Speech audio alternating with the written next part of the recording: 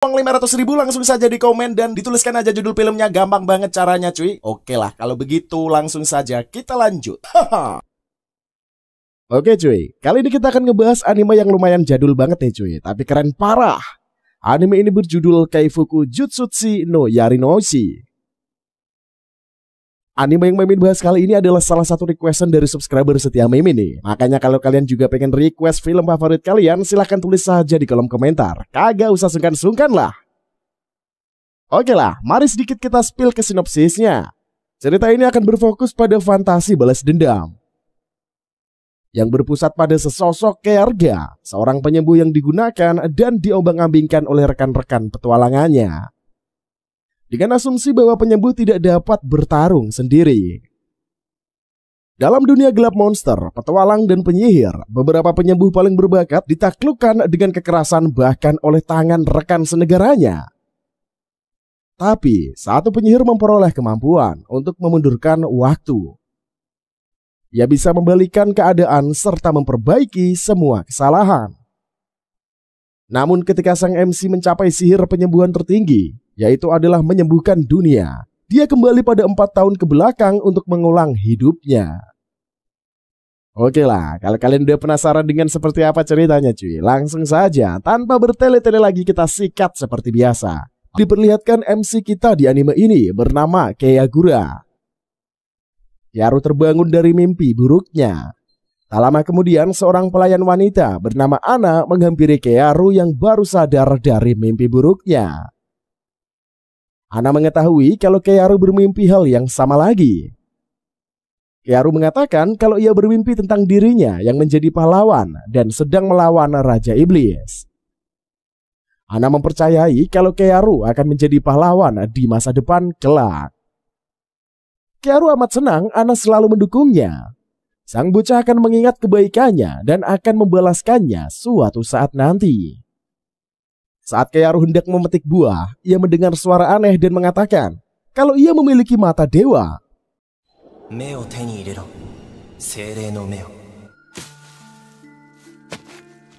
Lalu sang bocah berjalan menuju hutan hingga matahari tenggelam.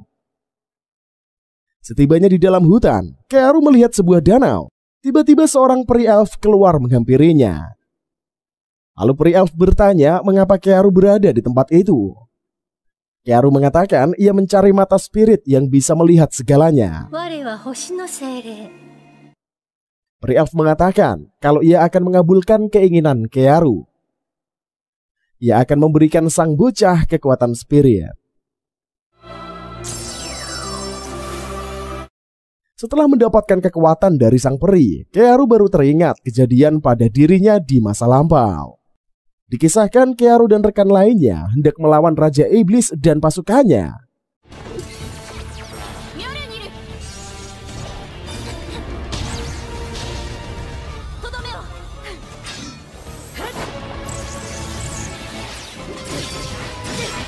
Namun Kearu tidak memiliki kekuatan, melainkan ia hanya menguasai sihir penyembuh.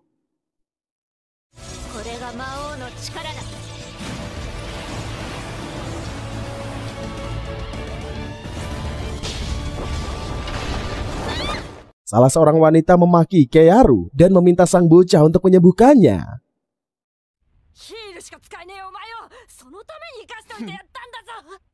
Tetapi Kearu menolak dan memutuskan akan melawan Raja Iblis sendirian.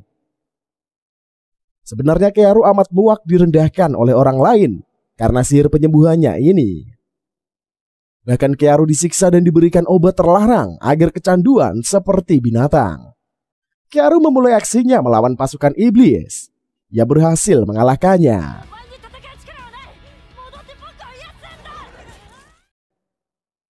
Lalu Kearu mengalahkan Raja Iblis dengan skill sihir yang dimilikinya. Kearu dapat menyalin kekuatan musuh dan mengaplikasikannya menjadi senjata. Lalu Kearu menyerang titik lemah Raja Iblis dan mengalahkannya. Raja Iblis berubah menjadi sebongkah batu kristal yang terlihat OP. Kearu mengambil kristal yang berada di tubuh Raja Iblis. Namun wanita psycho ini meminta Kearu menyerahkan benda itu kepadanya. Kearu ogah memberikannya pada si psycho. karena Kearu hendak memiliki kekuatan yang berada di dalam kristal iblis itu. Setelahnya Kearu menggabungkannya dengan Hill dan ia berpindah ke dimensi lain.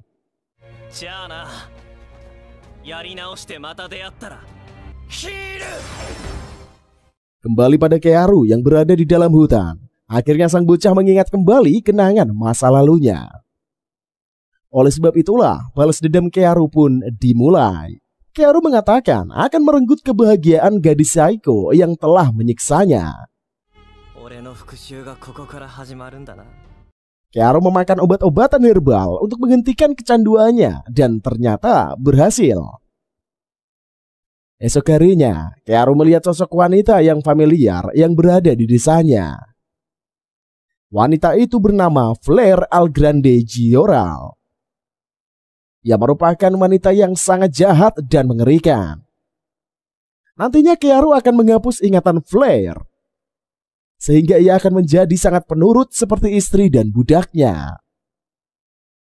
Datangan Flare ini hendak membawa Kearu ke istana karena ia adalah seorang pahlawan. Kearu memiliki tanda di lengannya sehingga membuatnya pantas bergabung dengan kerajaan. Lalu Kearu pergi ke istana bersama putri Flare. Awalnya Flare ini amat ramah ketika berada di depan Kearu dan berlanjut seterusnya.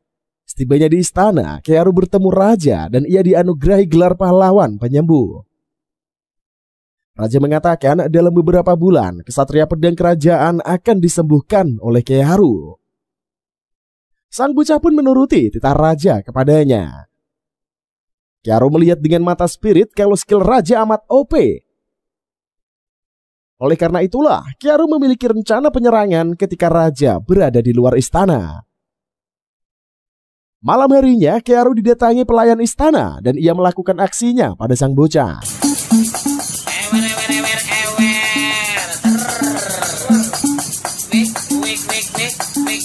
Kearu memiliki pengalaman baru saat berada di istana. Begitulah seterusnya berlanjut. Para pelayan istana gantian mengunjungi Kearu setiap harinya.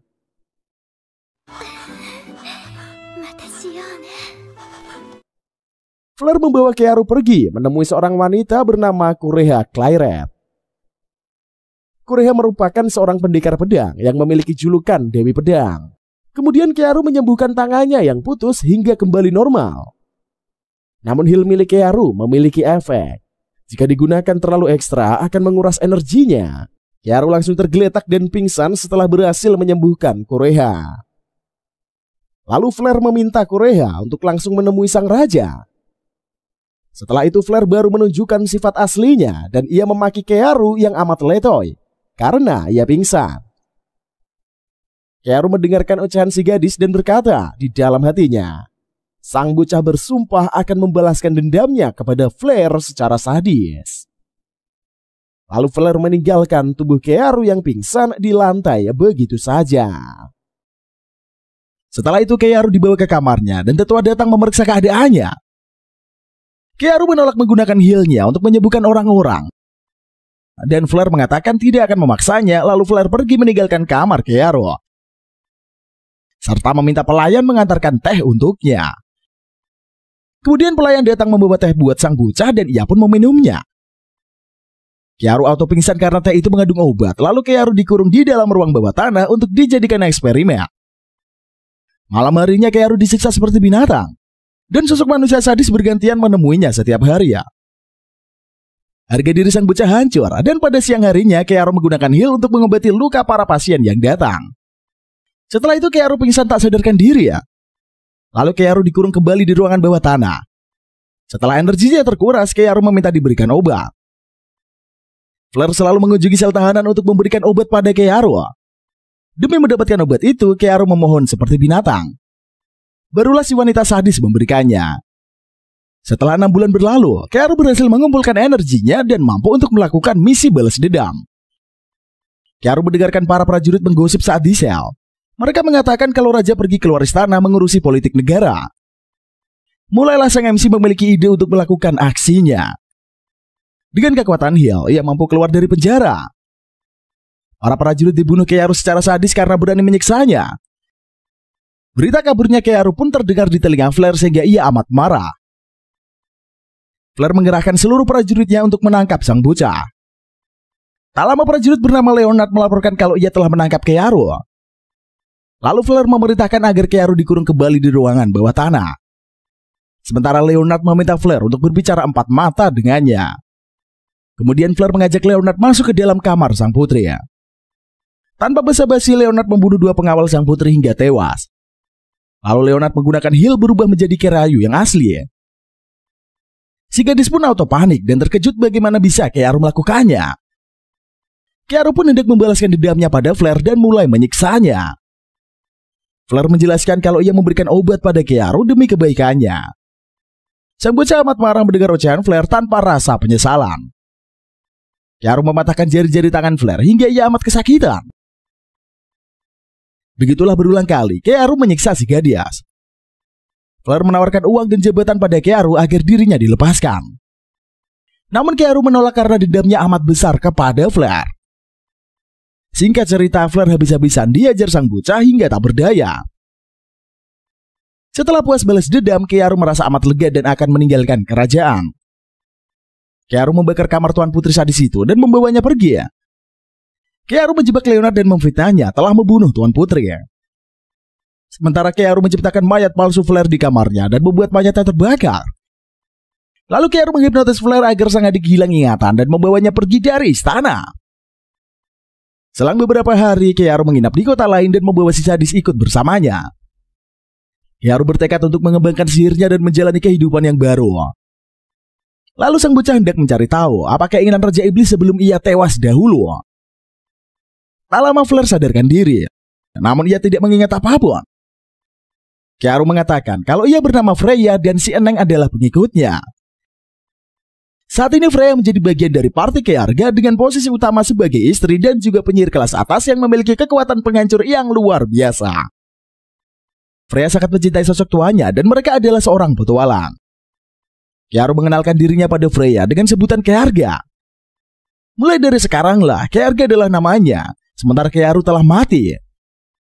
Dengan polosnya si Eneng mengatakan kalau ia meyakini Kearga adalah orang baik. Selanjutnya Kearga dan Freya melanjutkan perjalanan mereka sebagai petualang. Di perjalanan Kearga melihat pengumuman yang ditempel di papan pengumuman. Kerajaan mengumumkan bahwa kesatria kerajaan bernama Leonard membunuh Putri Flare dan melarikan diri. Melihat pengumuman itu, Kearga auto tertawa sinias. Sementara Freya amat seram mendengarkan berita sadis yang menimpa keluarga kerajaan. Salah seorang warga mengatakan kalau sang raja amat sedih.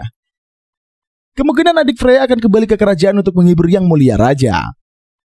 Kearga auto cabut meninggalkan kerumunan dan melanjutkan perjalanannya. Non adalah adik dari Putri Flare, putri kerajaan Gyorao. Kearga berharap ia tidak akan bertemu Non, karena penyamarannya akan ketahuan. Lalu Cindy dimunculkan saat Flare masih menjadi seorang putri. Flare memiliki teman party bernama Blade dan Bulat. Blade sangat mengagumi kekuatan tongkat sihir milik sang putri. Begitu juga Bulat, seorang pria memiliki tubuh besar dan selalu berada di dekat sang putri. Sementara Kearu terlihat amat lelah, dan ia pun selalu diminta diberi obat karena telah kecanduan. Hal tersebut membuat Flare muak dan jijik melihat Kearu. Flare selalu menghina dan menghujat Kearu di setiap kali mereka bertemu. Menurut Bulat, kekuatan yang dimiliki Kearu amatlah OP. Bahkan ia selalu berguna bagi rekan-rekannya. Lalu Putri Flare komplain karena Bulat sok bersikap bagaikan pahlawan. Padahal Bulat selalu menindas dan menyiksa Kearu di setiap kali ada kesempatan. Bahkan Bulat mengatakan kalau Bulat terlalu munafik jika ingin terlihat baik di depan sang bocah. Malam harinya seperti biasa, Flare memberikan obat penenang pada Kearu. Namun si Saiko itu menyiksanya seperti hewan yang minta diberi makan. Tak berhenti sampai di situ aja cuy. Bahkan Flare mengejar Kearu saat tubuhnya terikat rantai. Lalu Kearu keluar dari kemah si Saiko dan dihadang oleh Blade. Hal yang sama dilakukan Blade pada Kearu. Sang bocah pun habis-habisan disiksa oleh psikopat dengan sadis. Bahkan Kearu dipukuli hingga baloknya patah. Kemudian Kearu balik di tendanya dan lagi-lagi ia mendapatkan siksaan yang amat sadis. Blade bertingkah seperti orang baik, namun kelakuannya lebih hina dari iblis. Sang bocah pun disiksa hingga tak sadarkan diri. Pria psikopat itu mengatakan akan berkunjung lagi dan memberikan hiburan pada sang bocah. Ternyata Kjaerbye mimpi buruk dan terkenang masa saat ia disiksa dulu. Freya membangunkan Kjaerbye dan memintanya untuk tenang. Sebenarnya cuy, Kjaerbye ini lebih terkenang masa lalu yang amat kelam saat melihat wajah Freya. Namun karena dendam yang membatin, maka sang MC membiarkan si gadis berkeliaran di dekatnya.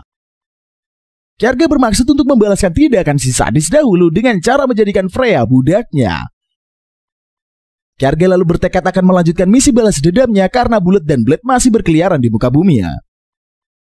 Setelah beberapa hari meninggalkan ibu kota, Kjaerbye dan Freya sampai di kota Lanarita. Lanarita ini adalah kota bebas yang berada di sebelah timur dari ibu kota cuy. Sehingga saking bebasnya kota itu dipenuhi oleh kejahatan dan bisnis ilegal. Setelah lelah seharian berjalan, Kjaerbye dan Freya makan di kedai sekalian rehat sejenak. Saat hendak minum, Kjaerbye melihat air di daerah itu mengandung racun. Kjaerbye memiliki mata spesial, mampu mendeteksi racun ataupun serangan musuh. Kjaerbye melarang si gemoy untuk meminum air di kedai itu. Kjaerbye menduga kalau sumber air di kota itu telah tercemar oleh bangkai monster. Kjaerbye menjelaskan pada Freya kalau racun itu dapat membuat kesehatan memburuk. Bahkan penderita bisa mengalami demam selama 2 minggu karena efek dari racun itu. Kemudian Kjaerbye melihat sekelilingnya yang mengalami efek dari air beracun. Kjaerbye dengan wajah liciknya mengatakan akan menyembuhkan mereka yang terluka. Sepertinya Kjaerbye memiliki ide brilian sehingga membuatnya senang. Lalu Kjaerbye meminum air yang berada di kedai itu.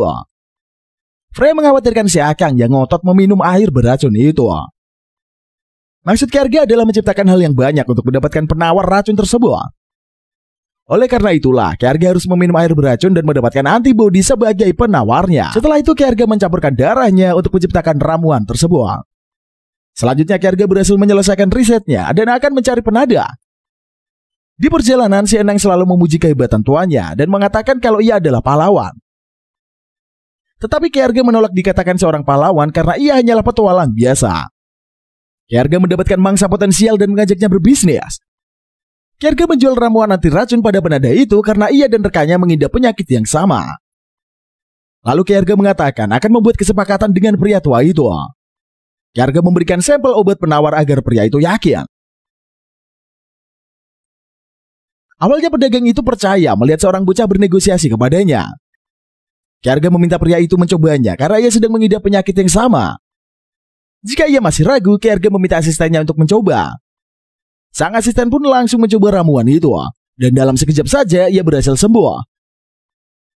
Kemudian pria itu langsung mencobanya sendiri, dan ia amat takjub khasiat dari obat itu. Si pedagang meminta Kjaerbye untuk menjual resep ramuan kepadanya. Namun Kjaerbye menolaknya karena resep itu adalah milik keluarganya turun-temurun. Kjaerbye mengatakan kalau ia bisa menambahkan stok penawar racun jika pria itu menginginkannya. Setelah itu negosiasi pun berhasil sehingga Kjaerbye mendapatkan keuntungan yang banyak. Kjaerbye memperingatkan sang pedagang jika ia berbuat curang dan melanggar kerjasama, maka Kjaerbye akan menjualkan ramuan itu pada penadah lainnya. Kemudian Kjaerbye melanjutkan perjalanannya bersama Freya. Senang penasaran, bukankah kalau Kjaerbye mulai menjual obatnya secara langsung lebih menguntungkan? Kjaerbye menjelaskan pada Freya jika menyerahkannya kepada orang profesional, maka prosesnya akan lebih cepat dan efektif. Selanjutnya Kjaerbye mengajak Freya ke sebuah tempat untuk membeli budak. Setibanya di TKP, Kjaerbye dan Freya masuk ke dalam toko itu. Penjaga toko menghampiri Kjaerbye dan mengatakan budak di tempatnya memiliki harga yang amat tinggi. Kjaerbye memberikan sekantung emas pada penjual dan memintanya menunjukkan keberadaan pada para budak. Kjaerbye melihat para budak tempur di penjara, namun tidak satu pun yang menarik perhatiannya. Kjaerbye meminta penjaga menunjukkan koleksi budak lainnya. Sang penjaga pun mengatakan pada Kjaerbye kalau koleksi yang tersisa hanyalah budak cacat dan penyakitan. Kjaerbye mengatakan akan melihatnya terlebih dahulu. Kjaerbye menyadari kalau para budak telah terkontaminasi penyakit air beracun. Setelah berkeliling, akhirnya Kjaerbye menemukan seorang wanita setengah manusia yang sangat brutal. Penjaga mengatakan kalau ia hanyalah budak buangan. Kjaerbye tertarik padanya karena di mata si gadis hanyalah balas dendam belaka. Kjaerbye merasa kalau mereka berdua memiliki kesamaan. Si gadis serigala itu terlihat amat ganas dan tidak bisa dikendalikan. Tetapi Ki Arga mampu menggunakan healnya dan menjinakkan si gadis serigala. Ki Arga mengatakan akan membiarkan sang gadis untuk membalaskan dendamnya dan mendukung sepenuhnya. Ki Arga menggendong sang gadis itu dan mengatakan pada penjaga akan membawanya. Penjaga memperingatkan Ki Arga kalau budak yang dibeli tidak bisa ditukar kembali. Ki Arga dengan lantang mengatakan tidak akan kembali ke toko itu. Si gadis serigala bernama Setsuna merupakan bagian dari suku Ice Wolf Warrior yang kehidupannya terancam akibat kekejaman kerajaan. Ki Arga memutuskan untuk membeli Setsuna dan membantunya dalam membalaskan dendam terhadap kerajaan. Setsuna nantinya akan menjadi istri atau budak Ki Arga yang baru. Esok harinya Setsuna masih belum sadarkan diri dari pingsannya. Freya bertanya pada Ki Arga mengapa ia melepaskan kalung Setsuna. Ki Arga menenangkan Freya dan mengatakan akan membuat si gadis serigala menurut. Kemudian Ki Arga menyembuhkan penyakit yang diderita Setsuna dengan heal. Ki Arga mampu melihat masa lalu dari orang yang disembuhkannya. Ki Arga melihat Setsuna dengan keluarga besarnya hidup bersama dan terlihat bahagia. Lalu kebahagiaannya terhenti dan Setsuna merasa menyesal karena ia tidak cukup kuat menyelamatkan keluarganya. Ki Arga mengetahui kalau teman Setsuna telah berkhianat sehingga ia dijual ke penadah budak. Ki Arga mengetahui kalau desa Serigala Es itu akan diserang perompak dalam waktu dekat. Sang MC mengetahuinya karena pernah melihat ingatan Leonard. Pasukan kerajaan mampu menyerang penduduk semi manusia dan mereka menyamar menjadi perampok. Setelah itu menjual mereka menjadi budak ke penadah. Sementara Setsuna hendak membalas manusia yang telah membunuh teman-temannya. Oleh karena itulah target utamanya adalah pasukan kerajaan Gyoral. Kemudian Ki Arga meminumkan ramuan penawar racun pada Setsuna agar ia sadarkan diri. Lalu Ki Arga dan Freya pergi ke tempat perjanjian untuk bertemu pedagang yang berbisnis dengannya. Pedagang itu bernama Ledra Goldman, seorang yang amat licik handal dalam memasarkan produknya. Ledra amat senang bisa bekerja sama dengan Ki Arga. Setelah itu Ki Arga pergi bersama Freya. Di perjalanan, Ki Arga curcol bareng dengan si Eneng. Tadinya Ki Arga menduga kalau Goldman akan mencegatnya dan mengancam agar diberikan resep rahasia. Namun pedagang itu tidak melakukannya sehingga membuat Ki Arga amat lega. Freya mengatakan jika mereka lancar menjual obat maka akan mendapatkan uang yang banyak. Bahkan bisa membantu orang lain dengan uang yang didapatkan. Ki Arga menjelaskan kalau mereka perlu membeli alat dan juga sihir sebagai perlindungan diri. Setibanya di rumah, Setsuna masih belum sadarkan diri sehingga Freya amat panik. Ki Arga mengatakan kalau si gadis serigala akan siuman dalam waktu dekat. Ki Arga kembali memberikan ramuan pada Setsuna dan meminumkannya. Saat Setsuna sadar, ia menampar Ki Arga dengan keras. Freya memarahi Setsuna yang lancang memukul tuannya. Padahal Ki Arga telah bersusah payah menyelamatkan Setsuna dari masa kritisnya. Dalam hati Ki Arga mengatakan, untuk saja ia bersikap seperti merawat pasien. Jadi Freya bisa dengan mudah membelanya saat Setsuna salah paham padanya. Setsuna langsung menyesali perbuatannya pada Ki Arga dan meminta maaf. Lalu Ki Arga meminta Freya untuk membelikan makan malam buat mereka bertiga di pasar. Freya pun pergi dari penginapan dan menuruti perintah tuannya itu cuy. Pada awalnya Setsuna hendak melarikan diri dan menyerang Ki Arga. Namun aksinya gagal karena tuannya amat OP. Ki Arga pun menyerang mental Setsuna yang sudah rapuh sehingga ia akan menuruti perkataan tuannya. Ki Arga meminta nama asli Setsuna agar bisa mengikatnya menjadi budak selamanya. Setsuna mengatakan akan memberikan nama aslinya setelah Ki Arga membantunya balas dendam.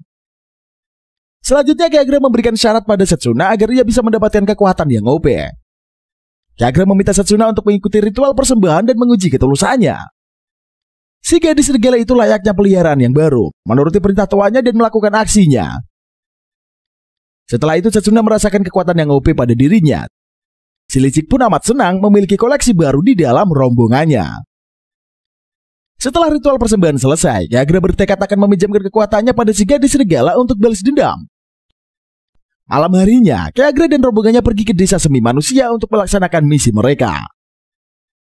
Setsuna melihat sukunya dibantai para prajurit Gyoral dengan sadis seperti sampah. Setsuna amat marah karena tindakan gila yang dilakukan prajurit. Ki Arga menenangkan koleksi mainannya dan meminta Setsuna untuk bersabar.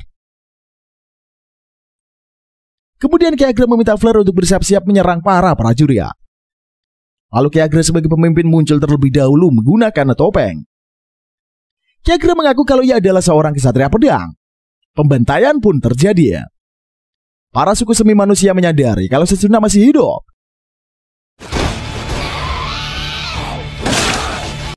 Mereka pun bangkit melawan para prajurit dan berhasil memukul habis pasukan kerajaan Gyoral. Lalu Ki Agro meminta Setsuna untuk membantai musuh dengan tangannya sendiri secara mengenaskan. Akhirnya prajurit kerajaan Gyoral hancur seketika dalam beberapa waktu. Ki Agro menyadari kalau Flare adalah korban dari kebusukan kerajaan Gyoral. Kemungkinan raja akan mencari pengganti Flare dan meneruskan tradisi busuk yang berakar di dalam istana. Setelah itu Ki Agro mengajak Setsuna pergi mengunjungi sumber air warga. Ki Agro memberitahukan pada Setsuna kalau warga telah terkontaminasi air yang terkena bangkai monster. Ki Agro memberikan si gadis serigala pilihan. Ia ingin air tetap tercemar atau air disembuhkan olehnya. Si gadis serigala mengatakan ia memang dendam pada manusia. Namun tidak semua manusia memiliki sifat jahat. Maka Setsuna meminta tuannya untuk menyembuhkan kolam itu dengan healnya agar warga bisa melanjutkan hidupnya.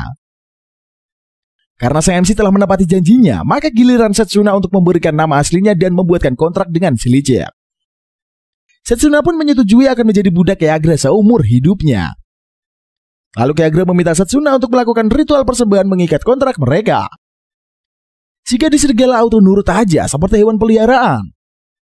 Setelah Setsuna berhasil menyelamatkan anggota sukunya, ia memutuskan untuk menjadi bagian dari party Ki Agro dan menjadi budak setianya. Scene diperlihatkan pada kerajaan Gyoral. Para prajurit sibuk bergosip mengenai suku semi manusia. Para prajurit Gyoral habis dibantai kesatria pedang.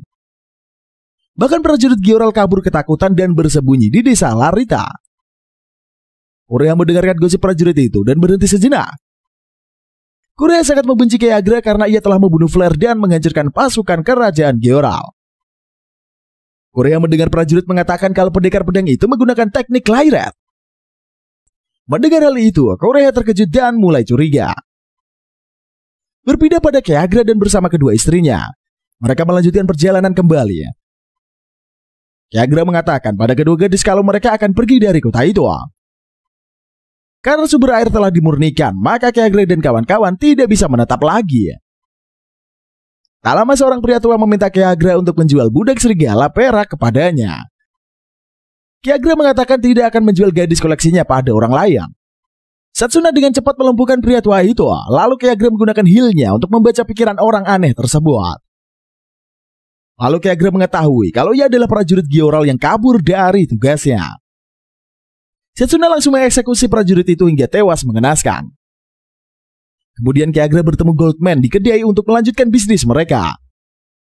Selanjutnya Goldman hendak menjebak Ki Agro dan memintanya memberikan resep ramuan penyembuh. Ki Agro awalnya menolak melakukan hal itu dan mengatakan akan melawan pasukan Goldman.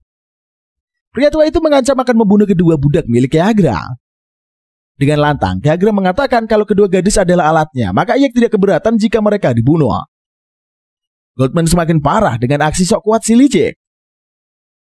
Tetapi adegan itu tidak berlangsung lama, dikarenakan Ki Agro akan memberikan Goldman resepnya. Lalu Ki Agro mendapatkan bayaran yang tinggi karena berhasil menjual resep tersebut. Karena insiden itu, kedua eneng menjadi galau tidak bisa melindungi resep tuanya. Ki Agro mengatakan kalau kedua gadis itu tidak perlu khawatir karena mereka akan meninggalkan kota tersebut.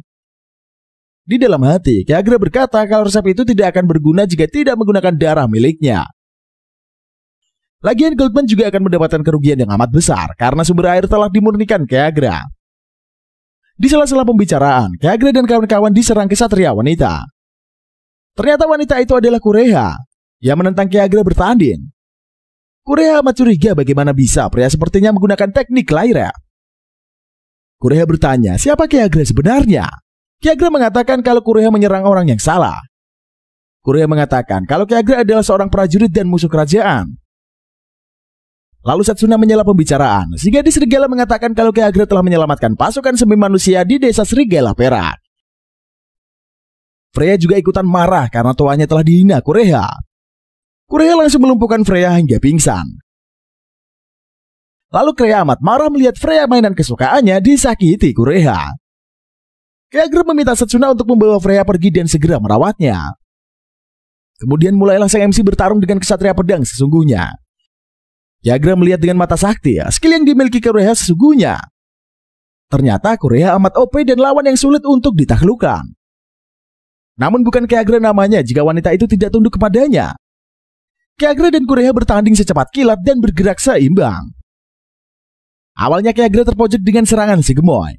Ki Agra tersungkur jauh ke tembok dan mendapatkan cedera di tubuhnya. Sang ahli sihir mengobati dirinya hingga fit kembali ya. Lalu Ki Agra membalas serangan Kureha hingga si Gemoy terpojok. Ki Agra menggunakan sihir andalannya menghentikan serangan Kureha. Setelah mental Kureha terguncang, ia pingsan di tempat. Malam harinya Ki Agra membawa Kureha ke penginapan. Kureha masih tergeletak di tempat tidur tak sadarkan diri. Setsuna amat kagum dengan tuannya yang sangat OP, mampu menghentikan kesatria pedang. Freya sedih tidak bisa membantu tuannya di dalam pertarungan. Ki Agra meminta Setsuna untuk melatih fisik Freya agar bisa bertarung dalam jarak dekat. Kemudian Ki Agra meminta Freya untuk berakting di depan Kureha ketika ia sadar. Setelah itu Ki Agra menyembuhkan luka Kureha sehingga ia bangun dari pingsannya. Ki Agra mengatakan akan memperlihatkan kejahatan kerajaan Giora pada Kureha. Si Gemoy awalnya tidak percaya dan ngotot menuduh Ki Agra adalah penjahat. Selanjutnya Ki Agra menjelaskan pada Kureha fakta sebenarnya kerajaan. Ki Agra bertanya, dari mana kerajaan mendapatkan pelayan dan budak semi manusia kalau bukan menculik paksa mereka? Ki Agra meminta si Gemoy menyelidiki langsung saat ia kembali ke ibu kota. Kureha bertanya, apakah Ki Agra akan melepaskannya? Ki Agra menjawab, jika ia ingin membunuh Kureha sudah dilakukannya sejak tadi. Lalu Ki Agra mengatakan kalau ia sangat menghormati kesatria pedang suci seperti Kureha. Ki Agra menunjukkan wajah aslinya kepada Kureha. Namun Kureha sangat kaget mengetahui fakta Ki Agra adalah Keiharu. Kureha mengatakan kalau Keiharu ini adalah penjahat yang membunuh Putri Flare. Tak lama setelahnya, Freya masuk dengan pakaian Tuan Putri sehingga Kureha mempercayai kata-kata Keiharu. Freya menjelaskan kalau Leonard hendak membunuhnya. Namun Keiharu menyelamatkannya dan mereka meninggalkan istana. Lalu Freya dan Keiharu memutuskan berkelana untuk menyelamatkan dunia. Freya meminta agar Kureha memikirkan masa depannya sendiri dan ia akan memberikannya waktu. Freya langsung pergi meninggalkan Kureha di kamar bersama Ki Agra. Setelah mendengar penjelasan Tuan Putri, Kureha menyesal dan merasa amat bersalah pada Ki Agra. Karena Kureha hampir saja membunuh Ki Agra yang berniat untuk menyelamatkannya. Dengan wajah licik, Ki Agra tertawa dan berhasil membuat si Gemoy termakan umpannya. Setelah mencapai cerita sang putri, Kureha mengatakan akan membantu Ki Agra memberantas kerajaan Gyoral. Lalu si Gemoy mengatakan akan menebus dosanya pada Ki Agra, sang pahlawan yang telah menyelamatkan hidupnya itu. Seperti biasa, Kureha akan dijadikan budak koleksi terbaru Ki Agra. Oleh karena itulah, Kureha harus melakukan ritual persembahan sehingga bisa membuat kontrak dengannya. Di sisi lain, Leonard yang memakai wajah baru berhasil menyerang desa Ki Agra dahulu dan menyandra para warganya. Esok harinya pasukan kerajaan patroli di kota sambil membawa budak semi manusia dan menyiksanya. Pasukan kerajaan Gyoral mengatakan pada warga akan memberitahukan keberadaan kesatria sihir penyembuh. Ki Agra menyadari kalau orang-orang yang dijadikan budak oleh pasukan kerajaan berasal dari desanya. Kemudian Ki Agra meminta Kureha mengumpulkan informasi tentang warga desanya. Kureha auto cabut dan langsung menyelidiki kasus yang sebenarnya. Selang beberapa waktu, Kureha melaporkan pada Ki Agra kalau warga desanya dituduh Leonard sebagai penyebar aliran sekte sesat. Kemungkinan menolong warga desa adalah nol karena Leonard amat sadis menyiksanya. Mendengar berita itu, Ki Agra akan keluar untuk menemui Leonard. Tetapi Ki Agra menggunakan wajah prajurit dengan heal untuk mengorek informasi. Ki Agra menggunakan wajah pria bernama Murta untuk mendekati prajurit. Kemudian Ki Agra menghadang prajurit bernama Morte untuk mengorek informasi darinya. Murta meminta Morte untuk memberikan surat pada Leonard dan mengatakan ia akan kembali ke kerajaan.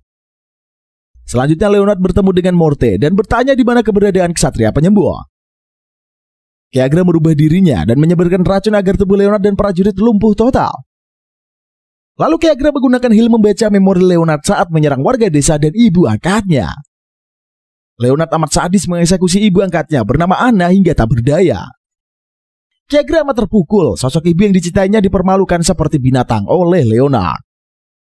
Setelah itu Ki Agra merubah wajah Leonard menjadi wanita gemoy dan mengurungnya di penjara. Ki Agra akan membalaskan dendam ibunya pada Leonard. Kemudian segerombolan penjahat datang mengeksekusi Leonard secara sadis dan amat brutal. Akhirnya dendam Ki Agra pada Leonard pun terbalaskan meski hatinya masih terluka.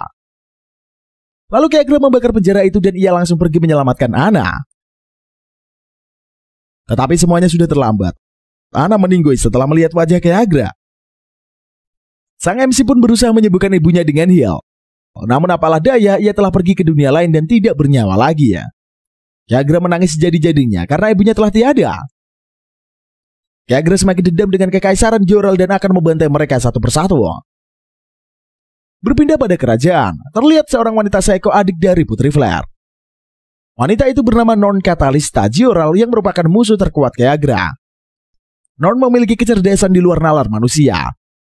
Non menjadi satu-satunya makhluk yang berpotensi membunuh Ki Agra karena ia sosok wanita tanpa belas kasihan. Karena Ki Agra belum ditemukan, maka Non akan membantai warga desanya agar si kesatria penyembuh nongol di hadapannya. Di sisi lain, Kureha memberikan informasi mengenai Kolosium pada Ki Agra. Kolosium itu adalah tempat arena tanding semi manusia dengan hewan buas. Kolosium dilengkapi keamanan yang cukup ketat, sehingga tahanan tidak akan bisa melarikan diri. Setelah seseorang masuk ke Kolosium, ada penghalang yang menyedot stamina dan energi sihir. Warga desa Ki Agra akan dikurung di Kolosium oleh kerajaan Gyorel. Kureha mencoba menghentikan sang pujian hati untuk menyelamatkan warganya. Karena nyawa Ki Agra akan dipertaruhkan di sana. Dengan lantang Ki Agra mengatakan kalau ia akan menghentikan kebusukan kerajaan Gyorel. Kureha auto salut pada Ki Agra dan memiliki jiwa kesatria untuk menyelamatkan negerinya. Lalu Kureha memberikan informasi kalau Putri Non telah kembali ke kerajaan. Ki Agra dan Freya langsung terkejut mendengarkan info tersebut. Ki Agra merasa kalau Non amat berbahaya dan akan sulit dihadapi. Non adalah seorang wanita berhati iblis yang mampu membantai manusia tanpa ampun. Ki Agra teringat semasa dulu kalau Non melakukan hal yang sama pada dirinya. Meskipun Ki Agra tidak memasukkan Non dalam daftar balas dendamnya, namun wanita Saeko itu amat berbahaya. Setelah dipikir-pikir sangat lama, Ki Agra memutuskan kalau Non akan menjadi target utamanya untuk balas dendam. Kemungkinan Non adalah insiden di balik penyerangan desanya. Maka Ki Agra akan membantai Non sebelum ia diserang terlebih dahulu. Esok harinya di arena Kolosium, Ki Agra menyusup ke dalam dan melihat prajurit kerajaan akan mengeksekusi para warga.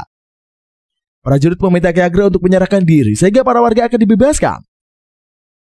Prajurit menuduh kalau warga telah menyembah aliran sesat dan menduakan Tuhannya. Hal tersebut disebabkan pahlawan penyembuh yang merubah keyakinan para warga. Maka prajurit meminta secara baik-baik agar Ki Aru menyerahkan dirinya pada kerajaan Gyorel. Tiba-tiba Ki Aru menunjukkan dirinya di depan prajurit dan hendak menyerahkan diri.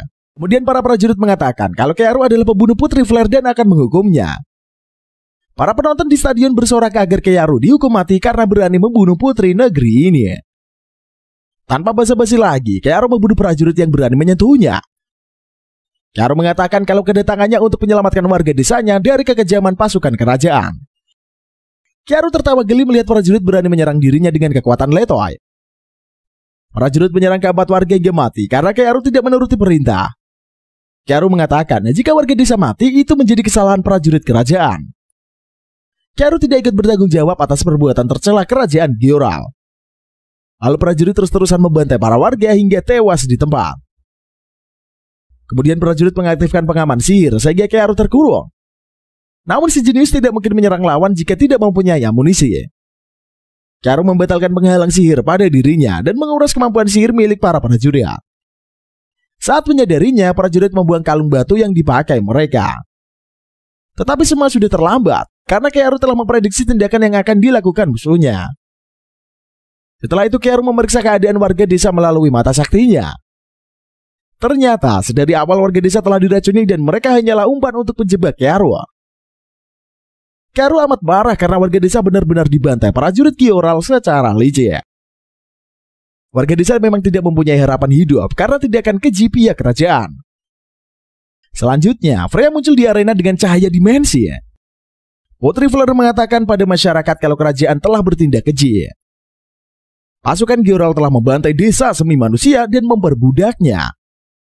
Lalu pahlawan Ki Aru menyelamatkan Putri Flare dan memalsukan kematiannya. Putri Flare pun dan pahlawan Ki Aru akan membongkar kebusukan kerajaan Gyorel. Setelah adegan pidato berakhir, masyarakat menyerang pasukan kerajaan di arena dan mereka tewas seketika. Ki Agra berhasil memprovokasi masyarakat dengan pasukan kerajaan. Ki Agra auto cabut dan menyelamatkan seorang bocah yang berasal dari desanya. Ki Agra meminta Goldman untuk menyelamatkan sang bocah dan memberikannya uang. Ki Agra meminta agar Goldman memberikan rasa benci di hati bocah itu agar ia bisa tumbuh dengan rasa dendam. Goldman heran dengan pemikiran Ki Agra. Ia mengatakan bisa jadi sang bocah akan membunuhnya. Dengan wajah liciknya, Ki Agra menantikan sang bocah ingin membunuhnya. Lalu Ki Agra mengajak Freya dan Setsuna untuk bergegas pergi meninggalkan kota. Korea meminta Ki Agra untuk berhati-hati. Kemungkinan Putri Non dan pasukannya bergerak ke Branika. Ki Agra pun mengatakan kalau ia akan bertemu Non secepatnya. Lalu Ki Agra dan kedua pendampingnya melanjutkan perjalanan. Ki Agra termenung dan teringat kalau dahulu Non tidak pernah melakukan perjalanan ke Branika. Kemungkinan sejarah akan berubah dan Ki Agra tidak bisa membaca masa depan selanjutnya. Setsuna bertanya kepada Ki Agra, kota seperti apa Branika? Ki Agra menjelaskan, kota Branika terdapat makhluk sihir dan manusia yang hidup berdampingan. Kemudian Freya bertanya mengapa mereka harus pergi ke kota Branika. Bukankah pasukan kerajaan menuju kota Branika? Ki Agra tersenyum dan mengatakan kalau ia ingin menemui seseorang di sana. Berpindah pada Non, ia amat godok melihat kakaknya yang berkhianat bersama pahlawan penyembuh. Non akan melanjutkan perjalanannya ke kota Branika dan bertemu dengan Ki Agra. Sementara Ki Agra telah berhasil mencuci otak Freya sehingga ia amat bergantung pada dirinya. Selanjutnya Ki Agra akan bertemu teman lamanya di kota Branika sehingga membuatnya tidak sabar. Setelah itu Ki Agra bertekad untuk merebut senjata suci milik Bullet dan Blood. Sementara senjata suci milik Freya telah berada di genggamannya. Lalu Freya akan membalaskan dendamnya pada kedua orang yang telah merusak hidupnya dulu. Setibanya di kota Branika, Ki Agra membawa kedua gadis berkeliling pasar. Ki Agra menceritakan sejarah kota Branika kepada Setsuna dan Freya. Sehingga kedua wanita gemoy itu mengetahui alasan mengapa manusia dan makhluk sihir bisa hidup berdampingan. Kemudian Ki Agra dan kawan-kawan pergi makan di kedai dan mereka bertemu warga setempat. Warga dan iblis duduk berdampingan dan mereka curcol bersama. Ki Agra bertanya pada pria tua di depannya, mengapa Raja Iblis membiarkan manusia hidup bersama mereka? Pria tua mengatakan kalau pemimpin mereka dahulu melakukan negosiasi mati-matian agar Raja Iblis menerima kehadiran manusia. Setelah warga Branika ditinggalkan kerajaan Gioral, mereka tidak punya tempat kecuali hidup bersama makhluk sihir. Tak lama, seseorang wanita bergabung di meja Ki Agra untuk makan di kedai itu. Ki Agra amat terkejut karena wanita itu adalah kandidat Raja Iblis. Namun memiliki sedikit penampilan yang berbeda. Seorang iblis mengatakan kalau mereka tidak mengetahui wajah asli pemimpin iblis. Ki Agra menunjuk wanita di sebelahnya dan mengatakan kalau ia adalah Raja Iblis. Kedua orang di meja Ki Agra tertawa gelak mendengar leluconnya. Ki Agra mengatakan kalau ia pernah bertemu Raja Iblis yang berambut perak dan memiliki mata merah serta sayap hitam yang indah. Pria iblis itu tertawa mendengar ocehan Ki Agra barusan. Ia mengatakan kalau suku sayap hitam adalah buronan kota Branika. Raja Iblis memberi imbalan pada warga jika mereka mendapatkan iblis sayap hitam. Tak lama kemudian, 3 orang iblis kerbau membidik wanita iblis itu. Namun Freya dan Setsuna mampu membuat dinding sihir sehingga melumpuhkan serangan lawan. Tetapi sang gadis iblis terkena racun pelumpuh di kakinya sehingga ia terluka. Wanita iblis itu bernama Evris, merupakan seorang calon penerus Raja Iblis. Evris memiliki sepasang sayap hitam yang melambangkan ciri khas suku iblisnya. Diketahui bahwa semua anggota sukunya telah dibantai oleh Raja Iblis yang saat ini berkuasa. Ev dikejar oleh iblis kerbau yang berencana untuk membunuhnya. Namun Kearu datang untuk menyelamatkannya. Lalu Ki Agra mengatakan pada Ev apakah ia mau diselamatkan olehnya. Karena telah terpojok, Ev menyetujuinya dan meminta ditolong oleh sang pahlawan. Dengan mudah Ki Agra membantai iblis kerbau dan membawa pergi Ev bersama kedua gadisnya. Setelah itu Ev dan Ki Agra berbicara amat serius. Ki Agra mengatakan kalau Ev adalah Raja Iblis di masa depan. Namun Ev tidak percaya omongan Ki Agra kepadanya. Ki Agra menjelaskan kalau Ev dan dirinya telah bertemu di masa depan.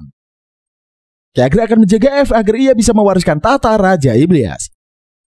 Lalu Kearu akan mengungkapkan semua kelemahan yang dimiliki oleh Evris. Kemudian Kearu menawarkan bantuan hingga 4 tahun ke depan untuk melindungi Ev. Dengan imbalan bahwa mereka berdua harus membunuh Raja Iblis yang saat ini berkuasa.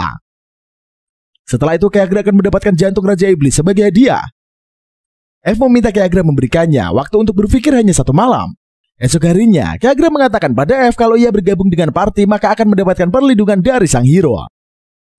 Selanjutnya Ki Agra akan mengalahkan Raja Iblis dan menjadikan Ev Raja Iblis selanjutnya. Kemudian Ev akan menjadi sarana negosiasi antara iblis dan manusia. Ev bertanya mengapa Ki Agra ingin merubah dunia. Ki Agra menjelaskan tujuannya adalah menghancurkan kerajaan Gyoral yang amat busuk.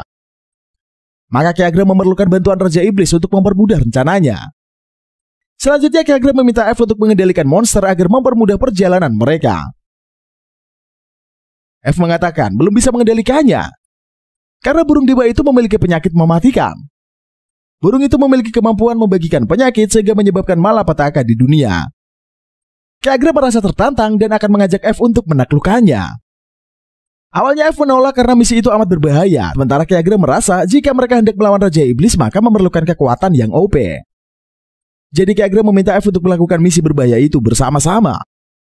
Setelah itu Ki Agra pergi ke kota untuk mencari informasi. Dan dia bertemu Iblis Kerbau. Ki Agra mengejar Iblis Kerbau hingga KO dan akan membalaskan dendam pada mereka. Kemudian Ki Agra pulang membawa baju makanan untuk para gadis. Ki Agra mengatakan pada F kalau ia bertemu Iblis Kerbau saat di pasar tadi. Ki Agra meminta Setsuna untuk melacak keberadaan basecamp Iblis Kerbau. Malam harinya Ki Agra dan Setsuna pergi ke basecamp itu dan melemparkan ramuan pada kendaraan sang iblis. Setelah itu monster mulai mengamuk dan menyerang tuanya.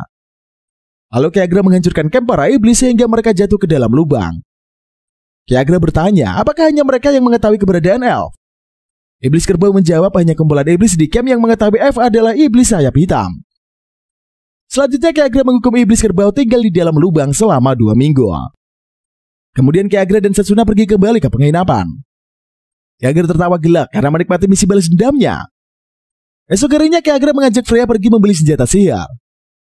Freya melihat tongkat sihir amat cantik dan meminta Ki Agra membelikannya. Ki Agra memeriksa tongkat itu dan menghapus penghalang sihirnya agar Freya dengan mudah menggunakan sihirnya. Penjual amat kagum dengan kekuatan Ki Agra yang amat OP. Penjaga menawarkan bisnis pada Ki Agra dan ia menyetujuinya. Setelah itu Ki Agra mendapatkan upah dan belati dari para penjaga karena telah membantunya. Tiba-tiba Ki Agra mendengarkan dari warga kalau pasukan Non telah tiba di kota. Ki Agra meminta Sendang pulang ke penginapan terlebih dahulu. Selanjutnya Ki Agra melihat dari kejauhan Non membawa pasukan elit ke kerajaan yang amat overpower. Lalu Ki Agra melihat sosok musuhnya yaitu Blade ikut di dalam rombongan Putri Non. Kemudian Ki Agra menyadari keberadaan si mata elang di dalam rombongan kerajaan Gyoral. Ki Agra auto lari karena aura membunuhnya dapat dirasakan mata elang dengan mudah. Pada dasarnya Ki Agra tidak dapat menahan perasaan balas dendamnya setelah melihat si Psycho Blade. Ki Agra teringat penyiksaan yang dilakukan si Psycho kepadanya saat dahulu kala. Di lain sisi, Blade telah memberikan obat berbahaya pada wanita di kota itu. Berpindah pada Ki Agra, penjaga toko bernama Karman bergabung dengan mereka untuk sarapan. Ki Agra dan Karman melanjutkan bisnis mereka sambil makan bareng. Ki Agra membuat ramuan penyembuhan yang akan dijual Karman pada warga sekitar. Awalnya Ki Agra memperingatkan Karman kalau kota itu sedang dalam bahaya. Jika terjadi sesuatu, maka Ki Agra meminta Karman untuk melarikan diri. Karman amat menggilai uang dan bisnis karena ia ingin membuka toko yang lebih besar lagi. Ki Agra memperingatkan agar Karman tidak terlalu ambisius untuk melakukannya. Karman memberikan informasi kalau pahlawan Blade belakangan ini mengincar gadis cantik untuk disiksa. Keluarga korban amat terpukul mengetahui tindakan pahlawan yang amat keji. Kemudian Ki Agra berpikir akan menjebak Blade dengan sosok wanita cantik. Namun jika Ki Agra mengutus Freya maka Blade akan mengetahui identitasnya. Tetapi kalau Ki Agra meminta bantuan Setsuna, ia tidak ikhlas mainannya rusak terkena virus Blade. Akhirnya Ki Agra memiliki ide untuk menyamar menjadi seorang gadis. Ki Agra meminta Freya untuk meriasnya secantik mungkin. Freya dan Setsuna amat senang mendadani tuanya menjadi seorang wanita. Awalnya Ki Agra ogah melakukannya. Namun demi melakukan misi itu, maka ia harus berkorban. Selanjutnya Ki Agra pergi ke bar langganan Blade dan ia menunggunya. Tak lama Blade nongol dan mencoba mencuri perhatian Ki Agra. Awalnya Ki Agra mengikuti alur permainan yang diinginkan Blade. Setelah Ki Agra cukup mabuk, ia permisi pulang dan ia akan pergi. Blade memaksa Ki Agra untuk minum gelas yang terakhir. Ki Agra melihat si Psycho itu meletakkan obat di dalam minuman tersebut. Lalu si Psycho memaksa keluarga untuk meminumnya. Ki Agra pun langsung pingsan sehingga langsung digotong Blade. Singkat cerita, Ki Agra kalah dan dibawa ke kamar si Psycho. Blade hendak menyiksa Ki Agra secara perlahan. Namun aksinya gagal. Karena Ki Agra membongkar kedoknya dan menyerang Blade secara sadis. Blade hendak mengambil pedang Ragnarok miliknya, tetapi dihentikan Ki Agra. Sang pahlawan pedang pun tidak berdaya melawan serangan Ki Agra. Selanjutnya Ki Arga memberikan parodi penyiksaan pada Blade. Dahulu Blade memperlakukannya seperti hewan. Makanya Ki Arga akan membalas hal yang sama kepadanya. Ki Arga menonton atraksi penyiksaan Blade sambil menikmati makanannya. Setelah beberapa waktu, Blade amat tersiksa karena siksaan 3 iblis ini yang menyerangnya. Ki Arga memberikan obat kepada 3 iblis agar merasa amat lapar. Karena tidak tahan reaksi obat tersebut, 3 iblis menyantap Blade secara sadis. Akhirnya Blade musnah seketika. Begitu juga dengan pedang Ragnarok yang berubah menjadi bola. Selesai dengan adegan berbahaya itu, Ki Arga mengambil bola cahaya dan pergi meninggalkan panggung parodi. Tercapailah misi balas dendam dari sang MC yang telah lama dinanti-nantinya. Hingga tinggal satu lagi musuh yang harus dihancurkan oleh Ki Arga, yaitu adalah putri non wanita berhati iblis. Esok harinya, Ki Arga pergi ke toko Karman untuk menyetok ramuan. Tak lama kemudian, mata elang muncul di sebelah Ki Arga dan si bocah auto menyadarinya. Ki Arga langsung jaga jarak dengan mata elang dan mengira ia akan menyerang. Namun mata elang menginginkan Ki Arga bergabung menjadi pahlawan kerajaan Gyoral. Ki Arga menolak ajakan mata elang dan mengatakan kalau ia hanyalah seorang pengembara biasa. Lalu mata elang menyayangkan sikap Ki Arga yang telah menyia-nyiakan kesempatan. Mata elang memperingatkan Ki Arga agar tidak ikut campur urusan kerajaan. Dan hal tersebut membuatnya curiga.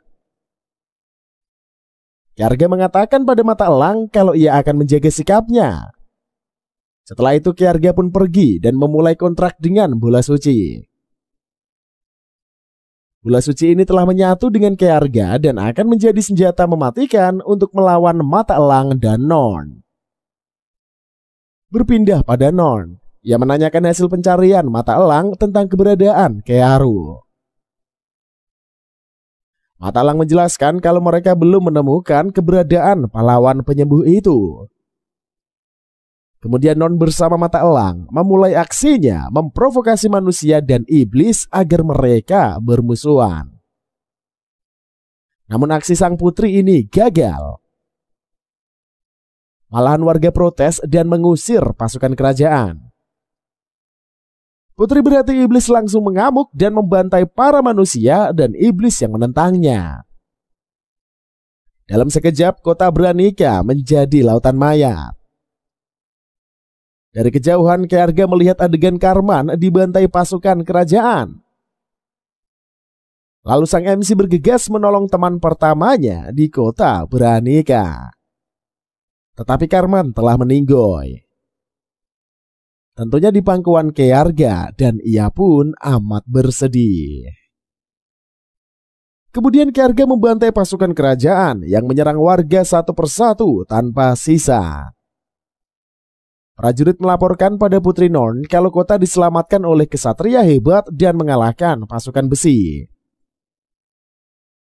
Non memerintahkan prajurit untuk mengarahkan pasukan cadangan melawan kesatria pemberontak itu. Lalu Putri Flare muncul menggunakan dimensi cahayanya yang memberikan pidatonya kepada warga Branika. Sang putri meminta prajurit untuk berhenti menyerang warga dan mengatakan kalau ia telah hidup dalam beberapa waktu di kota itu. Freya mengatakan kalau kota Branika amat nyaman dan tentram. Warganya juga sangat baik.